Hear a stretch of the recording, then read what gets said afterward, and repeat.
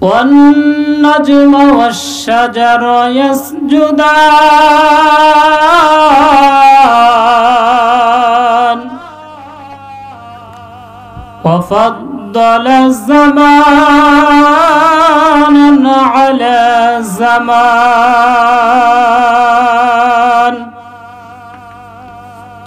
كما فضل مكانا على مكان وإنسان الإنسان ونشهد أن لا إله إلا الله ونشهد أن محمدا عبده ورسوله ونشهد أن لا إله إلا الله ونشهد أن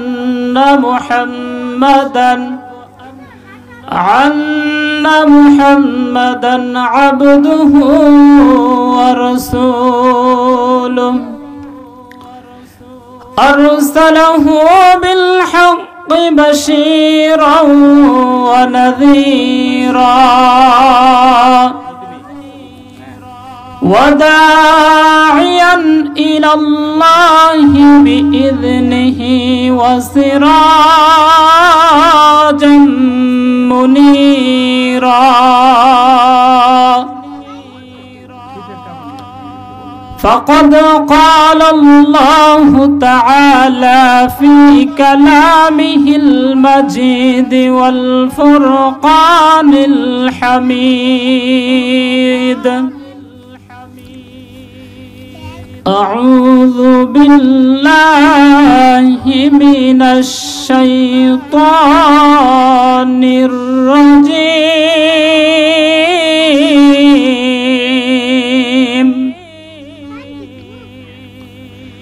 إن جهنم كانت مرصادا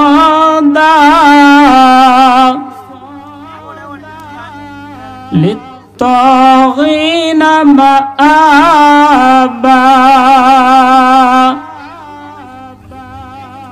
لابثين فيها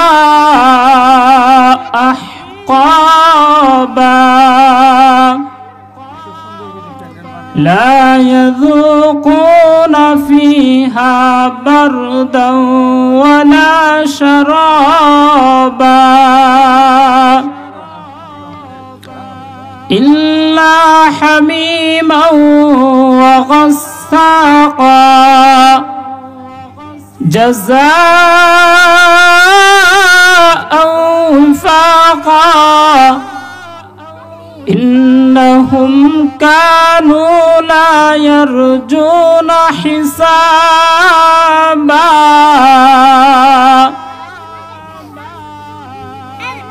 وقال رسول الله صلى الله عليه وسلم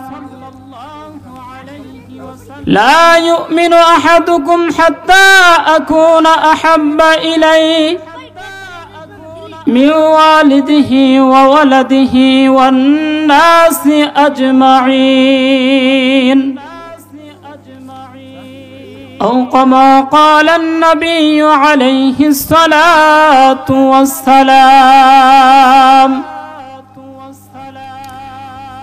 إن الله وملائكته يصلون على النبي يا أيها الذين آمنوا صلوا عليه وسلموا تسليما আমরা সকলেই দুরূদ ইব্রাহিম পড়ি اللهم صل على محمد وعلى آل محمد كما صليت على إبراهيم وعلى آل إبراهيم إنك حميد مجيد اللهم بارك على محمد وعلى آل محمد كما باركت على إبراهيم وعلى آل إبراهيم إنك حميد مجيد قالوا سبحانك لا علم لنا إلا ما علمتنا إنك أنت العليم الحكيم قال رب اشرح لي صدري ويسر لي أمري واحلل عقدة من لساني يفقه قولي ভাই মাইকের সাউন্ড তো আপ ডাউন করতেছে কমে যাইতেছে মাইক কিন্তু এটা আমার বাড়ি টেলিফোন হয় না আমার বাড়ি কাটতে আলহামদুলিল্লাহ আল্লাহ পাক রব্বুল আলামিনের দরবারে লক্ষ কোটি শুকরিয়া জানাই যে আল্লাহ পাক রব্বুল আলামিন আজকে এই দ্বীনি সভাকে আয়োজন করে বাইতুন নূর নুরানি মাদ্রাসার উদ্যোগে দ্বিতীয় বার্ষিক মহাসম্মেলন আজকের সম্মেলনে সভাপতিত্ব করবেন আলহাজ হযরত মাওলানা আবু রাশেদ মোহাম্মদ বাকের পীর সাহেব খানকাই সিদ্দিকিয়া যুগনিমুরা শেরপুর সহ সভাপতিত্ব করবেন আলহাজ মোহাম্মদ আশরাফ আলী বিএচি সাবেক প্রধান শিক্ষক যুগনিমুরা উচ্চ বিদ্যালয় শেরপুর প্রধান অতিথি মোহাম্মদ মাহমুদুল হক রুবেল সাবেক সংসদ সদস্য শেরপুর ৩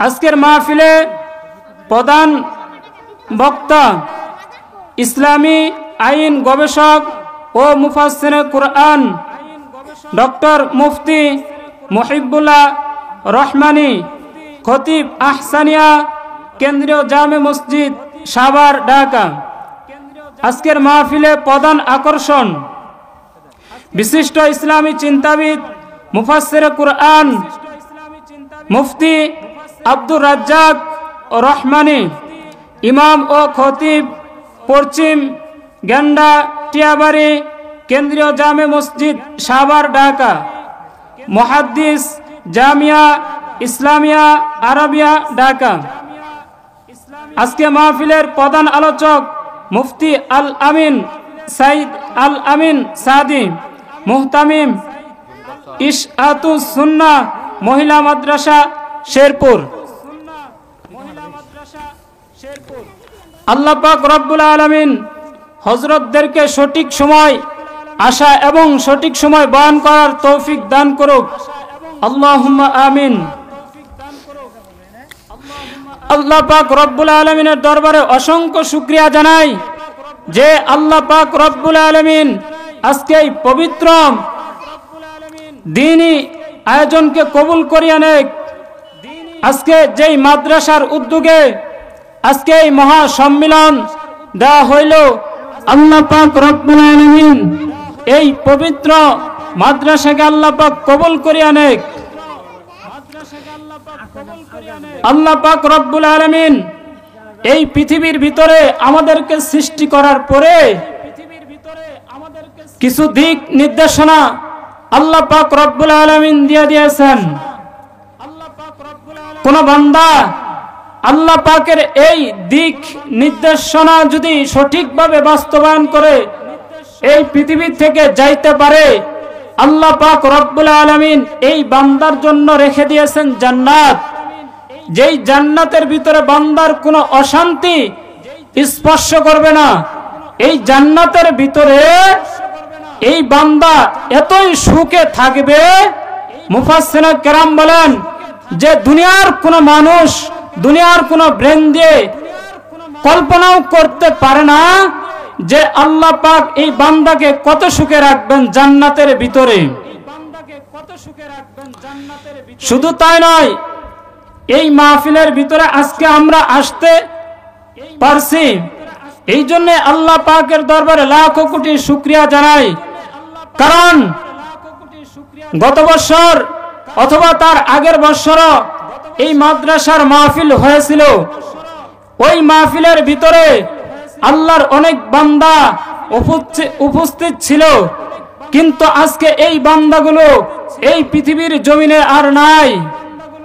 ওই বান্দাগুলো কবরে চলে গেছে। এমনও হওয়া যাইতে পারে এই মাহফিল আমাদের জীবনে শেষ মাহফিল হয়ে যাইতে পারে। আমি এখানে বসছি বয়ানের জন্য, এমনও হওয়া যাইতে পারে এই বয়ান আমার জন্য শেষ, আর বয়ান করার সুযোগ আল্লাহ পাক যদি আমাকে দান না করে এই বয়ানই আমার জিন্দেগি শেষ হয়ে যাইবে। এই পৃথিবীর ভিতরে আল্লাহ পাক রব্বুল আলামিন পয়গম্বর আলাইহিস সালাতু ওয়াস সালামকে যখন পাঠাইলেন, আল্লাহর নবী আলাইহিস সালাতু ওয়াস সালামকে, বিশ্ব নবী আলাইহিস সালাতু ওয়াস সালামকে যখন আল্লাহ পাক নবুয়ত দান করলেন, দান করার পরে বিশ্ব নবী আলাইহিস সালাতু ওয়াস সালামকে আল্লাহ পাক যখন নবুয়ত দান করলো, আল্লাহ পাক রব্বুল আলামিন মুহাম্মদ রাসূলুল্লাহ সাল্লাল্লাহু আলাইহি সাল্লামকে যখন নবুয়ত দান করলো, আল্লাহর নবী সমস্ত মক্কাবাসীর কাছে দুশমন হয়ে গেল। আল্লাহর নবী যখন দ্বীনের দাওয়াত শুরু করলো, সমস্ত মক্কাবাসী আল্লাহর নবীকে দুনিয়া থেকে বিদায় করে দেওয়ার জন্য পরামর্শই বসে গেল। কারণ আল্লাহ পাক রব্বুল আলামিনের নবী এই পৃথিবীর ভিতরে যখন কালিমার কথা বলে নাই, মানুষকে আল্লাহর পথে দাওয়াত দেয় নাই, ওই সময় সমস্ত কাফের বেঈমান আমার নবীকে উপাধি দিয়েছিল আল আমিন, উপাধি দিয়েছিল। কারণ আমার নবীর চাইতে সত্যবাদী আর পৃথিবীর ভিতরে কেউ ছিল না। সমস্ত কাফের বেঈমান আমার নবীকে আল আমিন বলে স্বীকার করিয়ে নিল। কিন্তু আমার নবী, আপনার নবী বিশ্ব নবী মুহাম্মদুর রাসূলুল্লাহ যখন কালিমার দাওয়াত দিতে শুরু করলো, সমস্ত কাফের বেঈমান গুলো আমার নবীকে মারার জন্য পাগল হয়ে গেছে। ওই যে দারুন নাদুয়ার ভিতরে একটা গোল মিটিং শুরু করে দিল কাফের বেঈমান গুলো। মক্কার বড় বড় নেতাগুলো এই দারুন নাদুয়ার ভিতরে উপস্থিত হয়ে গেল। দারুন নাদুয়ার ভিতরে সমস্ত কাফের পরামর্শ করলো মুহাম্মদকে কিভাবে আটকানো যায়। কারণ আল্লাহর নবীকে তারা এমন চিন্তা করলো, আল্লাহর নবী তো কারোর ক্ষতি করে নাই, আল্লাহর নবী কাউকে তো কোনোদিন গালি দেয় নাই, আল্লাহর নবী কারো জমিন কোনোদিন দখল করে নাই। এরপরেও কাফের বেঈমান গুলো আমার নবীকে মারার জন্য তারা মিটিং করতেছিল। মিটিং এর ভিতরে প্রস্তাব আসলো মুহাম্মদকে জেলে বন্দী করিয়া দেই। আবার কেউ কেউ বলল বলে না না, জেলে বন্দী করা যাবে না, কারণ মুহাম্মদের যেই গোত্রের লোকেরা আছে তারা আমাদের প্রতি আক্রমণ করে তার ছুটায় নিয়ে যাইবে। আবার কেউ কেউ প্রস্তাব রাখলো যে মুহাম্মদকে আমাদের দেশ থেকে তাড়ায়া দেই। আবার কেউ কেউ মন্তব্য করলো, বলে না, তাড়ায়া দেওয়ান যাবে না। বলে আমরা যদি মুহাম্মদকে তাড়ায়া দেই, মুহাম্মদ অন্য দেশে যায় তাদের দল বাড়ি করবে। মুহাম্মদের মিষ্টি মিষ্টি কথা শুনে সমস্ত মানুষ মুহাম্মদের পক্ষ হয়ে যাবে, আর তখন সকলেই মিলে আমাদের প্রতি আক্রমণ করবে। এই জন্য মুহাম্মদকে তাড়ানো যাইবে না। আবু জেহেল প্রস্তাব করলো যে মুহাম্মদকে দুনিয়া থেকে আমরা বিদায় করিয়ে দিব। এবার আবু জেহেলের সিদ্ধান্তে সকলেই সিদ্ধান্ত গ্রহণ করে নিল। কারণ আবু জেহেল এমন একটা বুদ্ধি করলো, ওই মিটিং এর ভিতরে প্রস্তাব রাখলো যে মুহাম্মদকে আমরা দুনিয়া থেকে শেষ করিয়ে দিব। কিন্তু কিভাবে শেষ করবে? এই আবু জেহেল বুদ্ধি দেয়, আমরা এখানে যত নেতা এখানে উপস্থিত আমরা আছি, সমস্ত নেতার গোত্র থেকে একজন করে যুবক আমরা বাছাইকৃত করে নিব, শক্তিশালী যুবক বাছাইকৃত করে নিব, যেন মুহাম্মদের গোত্র আমাদের সঙ্গে যুদ্ধ করে টিকতে না পারে। আমরা অনেকগুলি গোত্র একত্র হয়ে মুহাম্মদকে দুনিয়া থেকে বিদায় করিয়ে দিব। এই পরিকল্পনায় চিন্তা করতে লাগলো আল্লাহর নবী বিশ্ব নবী মুহাম্মদ রাসূলুল্লাহ সাল্লাল্লাহু আলাইহি সাল্লাম। ঘরের ভিতরে ঘুমন্ত অবস্থায় ছিলেন। হযরত জিবরাইল আলাইহিস সালাতু ওয়াস সালাম এসে উপস্থিত হয়ে গেল। হযরত জিবরাইল বলেন, ইয়া রাসূলুল্লাহ, ইয়া হাবিবাল্লাহ, নবী গো, আর ঘুমানো যাবে না, আপনাকে আজকের রাত্রের ভিতরে আপনাকে হিজরত করতে হইবে। জিবরাইল বলেন, ইয়া রাসূলুল্লাহ, আপনাকে আজকের রাতের ভিতরে হিজরত করতে হইবে। আপনার ঘরের চতুর্পাশে কাফের বেঈমানগুলো এই ঘরকে বেষ্টনী করে রেখে দিয়েছে আপনাকে হত্যা করার জন্য। আল্লাহর নবী বিশ্ব নবী মুহাম্মদ রাসূলুল্লাহ সাল্লাল্লাহু আলাইহি ওয়াসাল্লাম হযরত আলীকে ডাক দিয়ে বললেন, আলী রে, আল্লাহ পাকের হুকুম হয়ে গেছে, আজকে রাতের ভিতরে আমাকে হিজরত করতে হইবে। আল্লাহর নবী হযরত আলীকে বললেন, আলী রে, এই যে আমার কাছে কাফের বেঈমানরা কিছু টাকা আমানত হিসেবে রাখছিল, এই আলী, আমরা সকলেই হিজরত করে যাইতে পারতাম, কিন্তু না না, আমানতের খেয়ানত হয়ে যাবে রে আলী। এই টাকা পয়সাগুলো তোমার হাতে রেখে দাও। এই টাকা পয়সাগুলো আমি হিজরত করার পরে সমস্ত কাফের বেঈমানকে এই টাকাগুলো তুমি বুঝাই দিবা, বুঝাই দেওয়ার পরে তুমি পরে হিজরত করবা। আল্লাহর নবী হযরত আলীকে যখন বুঝা দিল, হযরত আলী রাদিয়াল্লাহু তাআলা আনহু একটু চিন্তা করলেন না, কারণ আল্লাহর নবী যখন আমার ঘরের ভিতরে রেখে চলিয়া যাইবে, কাফের বেঈমানগুলো আল্লাহর নবীকে না পেয়ে আমাকে দুনিয়া থেকে বিদায় করে দিতে পারে। আল্লাহর নবী বিশ্ব নবী মুহাম্মদ রাসূলুল্লাহ সাল্লাল্লাহু আলাইহি ওয়াসাল্লাম যখন ঘর থেকে বের হইলেন, বের হওয়ার পরে হযরতে জিবরাইল যখন আসছিলেন, জিবরাইল বলেন ইয়া রাসূলুল্লাহ ইয়া হাবিবাল্লাহ এই যে এক মুঠ বালি হাতে নেন। হাতে নেওয়ার পরে সূরাতুল ইয়াসিনের ভিতরে একটা আয়াত আল্লাহ পাক নাযিল করেছে। এই আয়াতটা পড়ে আপনি এই বালুটুকু আপনার ঘরের চতুর্পাশে ছিটা দেন।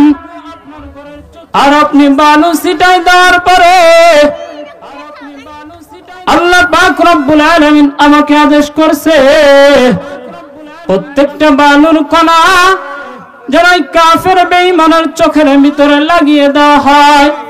ঠিক আল্লাহর নবী যখন ঘর থেকে বাইর হয়ে যায়, আল্লাহর নবী যখন ঘর থেকে বাহির হয়ে গেল, সমস্ত কাফের বেঈমান গুলো তারা নিজেরাই মারামারি শুরু করিয়ে দিছে।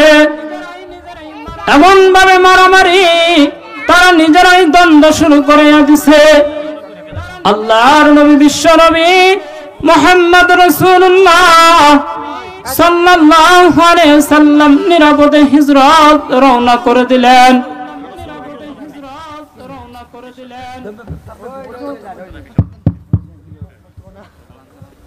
নারায়ে আল্লাহু আকবার, নারায়ে তাকবীর, আল্লাহু আকবার। মুখলিস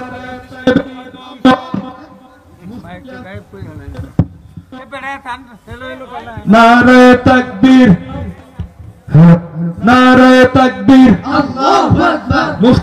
আলী হাদি সাহেবের আগমন, শুভেচ্ছায় স্বাগতম। ইসলামী জলসার পক্ষ থেকে লাল গোলাপের শুভেচ্ছা, এলাকাবাসীর পক্ষ থেকে লাল গোলাপের শুভেচ্ছা। আজকের মাহফিল সফল হোক, সফল হোক। নারায়ে তাকবীর, আল্লাহু আকবার। আল্লাহর নবী বিশ্ব নবী মুহাম্মদ রাসূলুল্লাহ সাল্লাল্লাহু আলাইহি সাল্লাম ঘর থেকে বাইর হইলেন হিজরতের উদ্দেশ্যে। হযরতে আবু বকরের বাসায় যা ডাক দিলেন, ও আবু বকর। হযরতে আবু বকরকে যখন ডাক দিলেন, হযরত আবু বকর রাদিয়াল্লাহু তাআলা আনহু সঙ্গে সঙ্গে দরজা খুলে দিল। হযরত আবু বকর রাদিয়াল্লাহু তাআলা আনহু দরজা খোলার পরে আল্লাহর নবী জিজ্ঞাসা করলেন, ও আবু বকর, ব্যাপার কি, তুমি কি ঘুমাও নাই? হযরত আবু বকর রাদিয়াল্লাহু তাআলা আনহু বলেন, ও নবী, আল্লাহর নবী বিশ্ব নবী মুহাম্মদ রাসূলুল্লাহ সাল্লাল্লাহু আলাইহি ওয়াসাল্লাম বলেন, হযরত আবু বকর বলেন, নবী গো, আপনি যেই দিন বলেছিলেন আবু বকর মনে হয় হিজরত করা লাগবে, ও নবী, ওই দিন থেকে আমি আজ পর্যন্ত আমি আবু বকর বিছানার ভিতরে পিঠ লাগাই নাই। আমি দরজায় পিঠ লাগিয়ে লাগিয়ে ঘুমাই। না জানি আমার নবী যখন ডাক দিবে, আবু বকর চলো,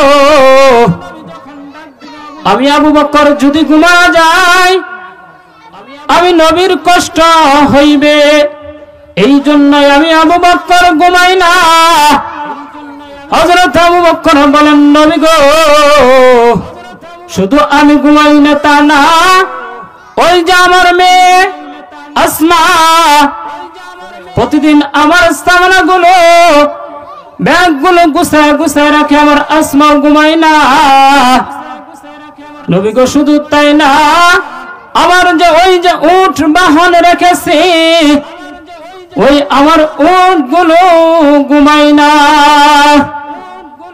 আল্লাহর নবী বিশ্ব নবী মুহাম্মদ রাসূলুল্লাহ সাল্লাল্লাহু আলাইহি ওয়াসাল্লাম নিরাপদে মক্কায় চলিয়া গেলেন, মদিনায় চলিয়া গেলেন। আল্লাহর নবী বিশ্ব নবী মুহাম্মদ রাসূলুল্লাহ সাল্লাল্লাহু আলাইহি ওয়াসাল্লাম, আল্লাহর নবী যখন কালিমার দাওয়াত দিতেন, সমস্ত কাফের বেঈমান গুলো আল্লাহর নবীর শত্রু হয়ে গেছে। আল্লাহর নবীকে মারার জন্য তারা পাগল হয়ে গেছে। আল্লাহর নবীকে মারার জন্য তারা পাগল হয়ে গেছে। শুধু তাই নয়, আল্লাহর নবীকে মারার এমন পরিকল্পনা করলো, কিন্তু আল্লাহ পাক রব্বুল আলামিন যেই বান্দাকে বাঁচাই রাখবে, দুনিয়ার সমস্ত মানুষ মিলেও ওই বান্দার কোনো ক্ষতি করতে পারবে না। আর যেই ব্যক্তিকে আল্লাহ পাক দুনিয়া থেকে বিদায় করে দিবে, ওই ব্যক্তিকে দুনিয়ার সমস্ত মানুষ মিলেও তাকে বাঁচাইতে পারবে না। এই পৃথিবীর ভিতরে আল্লাহ পাক মানুষ সৃষ্টি করার পরে দুইটা রাস্তা দিয়েছে। একটা রাস্তা হইল জান্নাতের, আর একটা রাস্তা হইল জাহান্নামের। যেই বান্দা ঈমান আমল সঠিকভাবে আদায় করবে, আল্লাহ পাক রব্বুল আলামিন বলেন, ইন্নাল্লাযীনা আমানু ওয়া আমিলুস সালিহাত কানাত লাহুম জান্নাতুল ফিরদাউসি নুজুলা। আল্লাহ পাক রব্বুল আলামিন বলেন, নিশ্চয় যারা ঈমানের সহিত নেক আমল করবে, আল্লাহ পাক রব্বুল আলামিন তাদের জন্য জান্নাত রেখে দিয়েছে, জান্নাতুল ফিরদাউস। আর যেই বান্দা নেক আমল যদি ভালো না হয়, আল্লাহ রাব্বুল আলামিন সূরাতুল কারিয়ার ভিতরে বর্ণনা করেন, কোন বান্দার যদি নেক আমল বাড়ি হয়, ওই বান্দা আল্লাহ পাক রব্বুল আলামিন তাকে জান্নাতের ভিতরে রাখবে। আর যদি কোন বান্দার নেক আমল যদি হালকা হয়ে যায়, ওই বান্দা থাকবে জাহান্নামের ভিতরে। ফাহুয়া ফি ঈশাতির রাদিয়া ওয়া আম্মা মান খাফফাত মাওয়াজিনু।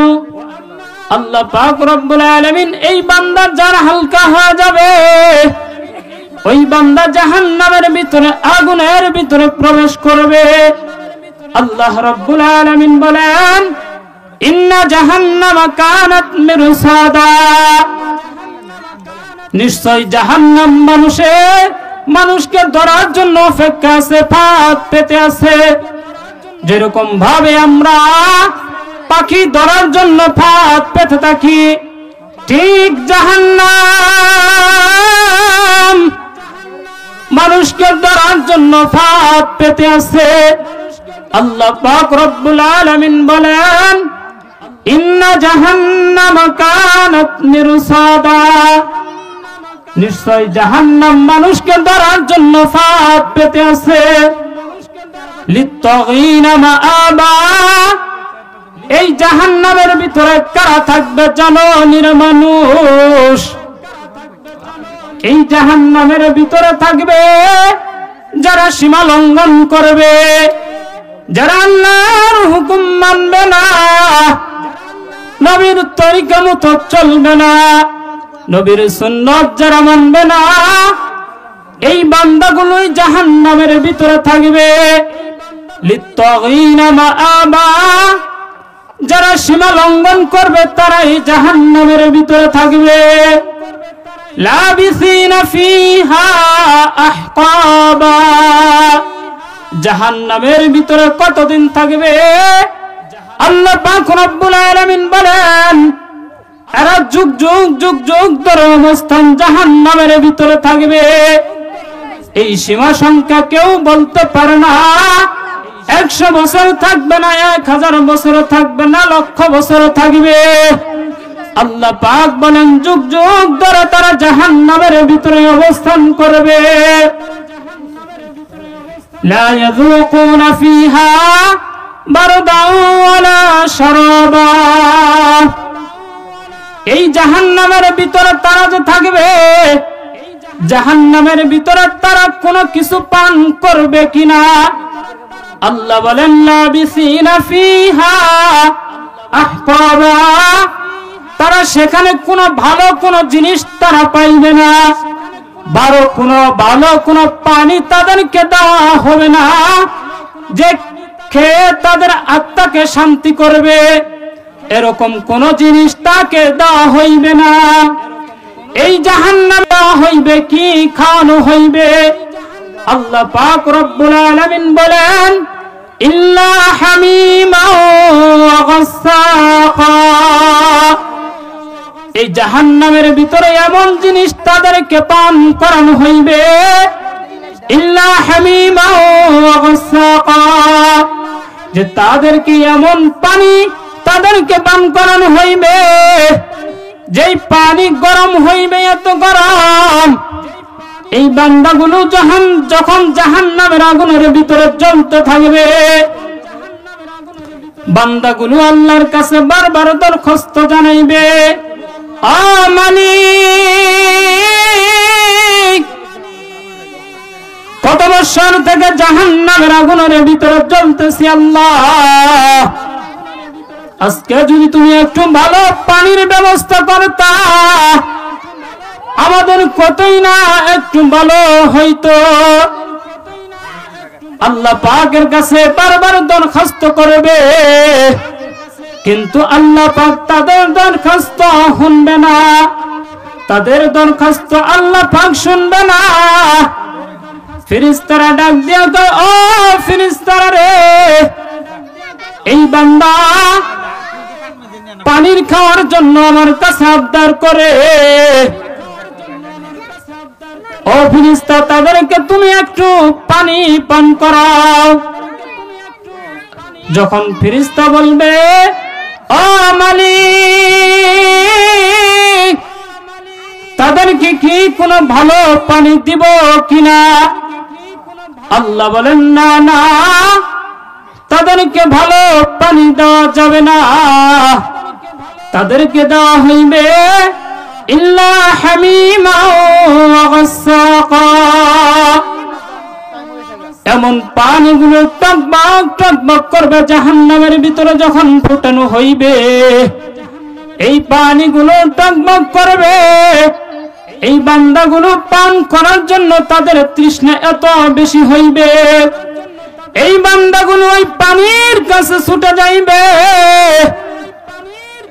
পান করানোর জন্য। যখন পান করার জন্য যখন জাহান্নামের কাছে গিয়ে ওই পানির ভিতরে যখন হাতটা ঢুকা দিবে, হাতটা ঢুকানোর সঙ্গে সঙ্গে হাতের সমস্ত গোস্তগুলো ওই পানির ভিতরে পড়িয়া যাইবে তাপের কারণে, গরমের কারণে। এই বান্দাগুলো তাও পানি পান করার চেষ্টাই করতে থাকবে। এই বান্দাগুলো পান করানোর জন্য আবার তারা এমন, এই বান্দাগুলো আবার পান করার জন্য আবার চেষ্টা করবে। বান্দা যখন মুখ দিয়ে পান করতে যাইবে, মুখের সমস্ত গোস্তগুলো পানির তাপের কারণে ওই গরম পানির ভিতরে তাদের সমস্ত মুখের গোস্তগুলো পানির ভিতরে পড়িয়া যাইবে। এমন ভাবে জাহান্নাম তাদেরকে পান করানো হইবে জাযাআও ওয়াফাকা। আল্লাহ পাক রব্বুল আলামিন বলেন, এই জাহান্নামীরা এটাই তাদের জন্য উপযুক্ত শাস্তি। এই জাহান্নামের ভিতরে হাজারো রকমের আযাবের ব্যবস্থা আল্লাহ পাক করিয়া রাখছে। এই জাহান্নামের ভিতরে সব চাইতে যাকে কম শাস্তি যাকে দেওয়া হইবে, ওই বান্দাকে জাহান্নামের এক জোড়া জুতা তাকে পরিধান করানো হইবে। এই বান্দার এত অসহ্য হয়ে যাবে, এই বান্দার মাথার মগজগুলো টকবক করিতে থাকবে বাতের মারের মতো। জিজ্ঞাসা করা হইবে, বান্দা এত চিল্লাও কেন? কারণ জাহান্নামে সব চাইতে কম যেই শাস্তি তোমাকে সেই শাস্তি দেওয়া হইতেছে। এ বান্দা এত চিল্লাও কেন? জাহান্নামের ভিতরে তোমাকে সব চাইতে নিম্ন পর্যায়ে যেই শাস্তি, এই শাস্তি তোমাকে দেওয়া হইতেছে। বান্দা জবাব দিবে, এ দুনিয়ার মানুষ, এই জাহান্নামের এক জোড়া জুতা আমাকে যে পরানো হইছে, আমার কাছে মনে হইতেছে সব চাইতে জাহান্নামে এই শাস্তিটাই হলো সবচাইতে বড় শাস্তি। জাহান্নামের ভিতরে হাজারো রকমের শাস্তির কোনো অভাব নাই। আল্লাহ পাক রব্বুল আলামিন এই জাহান্নামের ভিতরে এমন কিছু জিনিস তার জন্য রেখে দিবে, এমন কিছু আযাবের ফেরেশতা রেখে দিছে। এই বান্দাগুলো যখন পানি পান করবে, বান্দাগুলো পানি পান করার পরে এই পানি গরম হওয়ার কারণে পানিগুলো যখন পেটের ভিতরে যাওয়ার পরে পেটের নাড়িভুড়িগুলো গলিয়া যাইবে, গলিয়া পায়খানা রাস্তা দিয়া জুব জুব করতে পড়তে শুরু করিয়া দিবে। এই জাহান্নামের ভিতরে হাজার রকমের শাস্তি আল্লাহ পাক বর্ণনা করেন। ইন্নাহুম কানু লা ইয়ারজুনা হিসাবা। এই জাহান্নামীদেরকে আল্লাহ পাক বলবেন, এই মানুষগুলো যখন দুনিয়াতে যখন চলাফেরা করত, এই চলাফেরা করার পরে এই মানুষগুলোকে আল্লাহর আলেম উলামা কোরআন খুলিয়া খুলিয়া তাদেরকে বোঝানো হয়েছে, জাহান্নামের শাস্তির কথা তাদেরকে বারবার বলানো হয়েছে। কিন্তু এই বান্দাগুলো আমার হুকুম মানে নাই, আমার কথা তারা বিশ্বাস করে নাই। আল্লাহ পাক রব্বুল আলামিন বলেন, ওয়াকাল্লাবু বিআয়াতিনা কিযাবা। এই বান্দাগুলো আমার কোরআনকে তারা মিথ্যা রূপ মনে করত। আমার আয়াত যখন তেলাওয়াত করা হইতো, এই বান্দাগুলো আমার কোরআনকে তারা মিথ্যা রূপ করত, মিথ্যা অপবাদ দিত। বলে আল্লাহ পাক কোন জাহান্নাম জান্নাত কোন কিছুই বানাই নাই।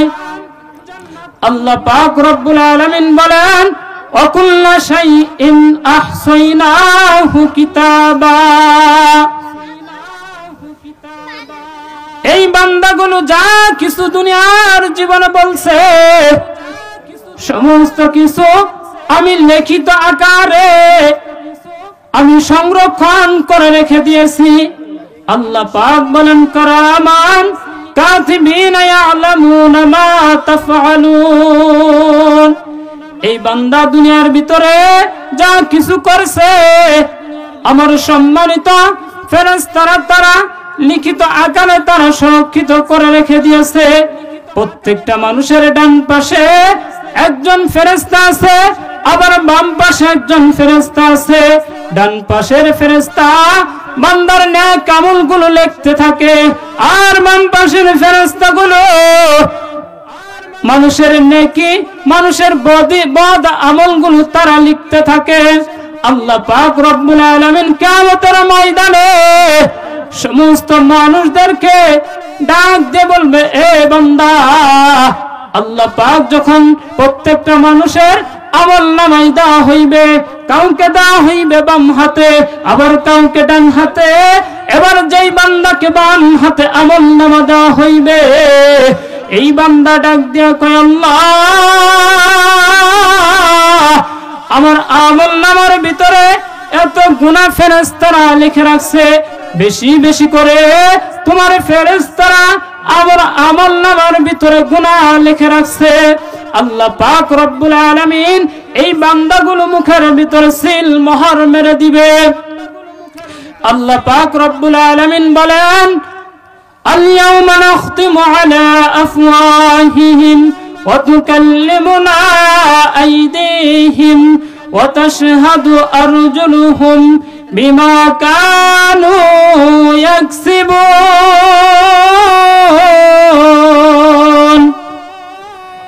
আল্লাহ পাক রব্বুল আলামিন বলেন, ওই কিয়ামতের ময়দানে যেই বান্দাগুলো নিজের গুনাহ সম্পর্কে অস্বীকার জানাইবে, আল্লাহ পাক রব্বুল আলামিন এই বান্দাগুলোর মুখের ভিতরে সিল মোহর মেরে দিবে।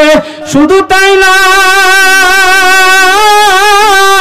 আল্লাহ পাক রব্বুল আলামিন প্রত্যেকটা মানুষের অঙ্গ প্রত্যঙ্গকে জিজ্ঞাসা করবে। এবার হাতকে জিজ্ঞাসা করবে, এ হাত জবাব দাও, তোমাকে দ্বারা কি কি গুনাহ করেছে। হাত সুন্দরভাবে বর্ণনা দিয়া দিবে। আল্লাহ পাক রব্বুল আলামিন তার চক্ষুকে জিজ্ঞাসা করবে, এ চক্ষু, তোমার দ্বারা কি কি গুনাহ করেছে জবাব দাও। চক্ষু সুন্দরভাবে জবাব দিয়া দিবে। তোমার উরুকে জিজ্ঞাসা করবে, এই উরু জবাব দাও, তোমাকে দ্বারা কি কি গুনাহ করেছে। আল্লাহ পাক রব্বুল আলামিনের সঙ্গে প্রত্যেকটা মানুষের অঙ্গ প্রত্যঙ্গগুলো কথা বলতে থাকবে। এই জন্য বান্দাগুলো ওই কিয়ামতের ময়দানে মিথ্যা বলার পরেও এই বান্দাগুলো কোনো পার পাইবে না। আল্লাহ পাক রব্বুল আলামিন এই বান্দাগুলো কেমন ভাবে পাকড়াও করবে, জাহান্নামের ভিতরে নিক্ষেপ করিয়া দিবে। শুধু তাই নয়, এই পৃথিবীর ভিতরে আমি আপনি যা কিছু করি না কেন সমস্ত কিছু লিখিত আকারে ওই কিতাবের ভিতরে রেখে দিয়েছে আল্লাহ পাক রব্বুল আলামিন। আল্লাহ পাক রব্বুল আলামিন আমাদের সকলকে এই জাহান্নাম থেকে বাঁচা এবং আমল করে জান্নাতে যাওয়ার তৌফিক দান করুক। সকলে বলেন আল্লাহুম্মা আমিন।